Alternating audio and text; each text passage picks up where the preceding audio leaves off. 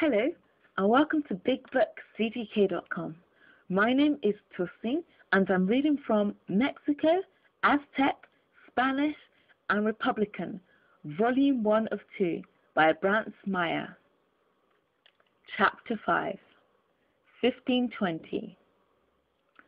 Whilst Cortez was beset with the difficulties recounted in our last chapter, and engaged in overcoming Narvaez on the coast, the news reached him of an insurrection in the capital, towards which he immediately turned his steps.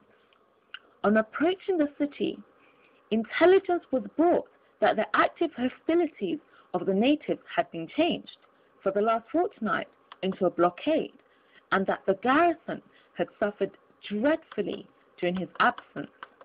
Montezuma, too, dispatched an envoy who was instructed to impress the conqueror with the emperor's continued fidelity and to exculpate him from all blame in the movement against Alvarado.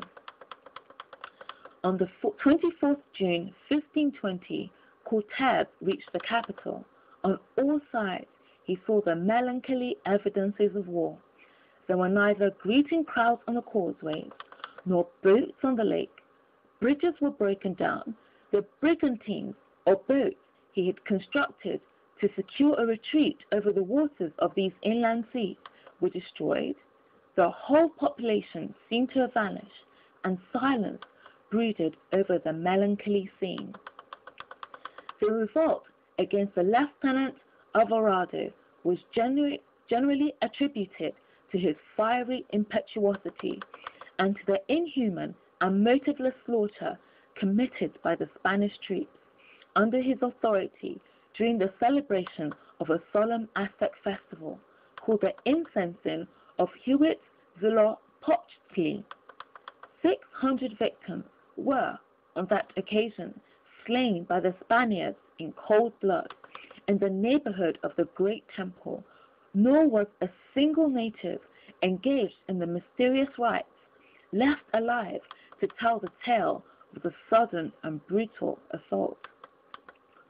Alvarado, it is true, pretended that his spies had satisfactorily proved the existence of a well-founded conspiracy which was designed to explode upon this occasion, but the evidence is not sufficient to justify the disgraceful and horrid deed that must forever tarnish his fame.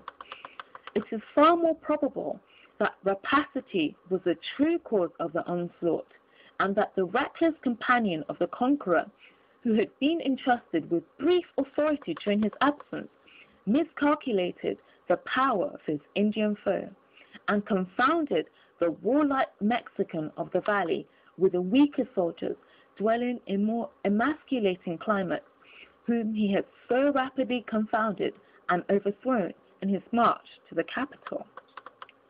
It may well be supposed that this slaughter, combined with the other causes of discontent already existing among the Aztecs, served to kindle the outraged national feeling with intense hatred of the invaders. The city rose in arms, and the Spaniards were hemmed within their defenses. Montezuma himself addressed the people from the battlements and stayed their active assault upon the works of Alvarado, but they strictly blockaded the enemy in his castle, cut off all supplies, and entrenched themselves in hastily constructed barricades thrown up around the habitation of the Spaniards, resolved to rest behind these works until despair and famine would finally and surely throw the helpless victims into their power. Thank you very much for watching. This is BigBookCGK.com. You've been listening to Mexico, Aztec, Spanish, and Republican, Volume 1 of 2 by Brantz. My name is Tussi. Thank you very much, and bye for now.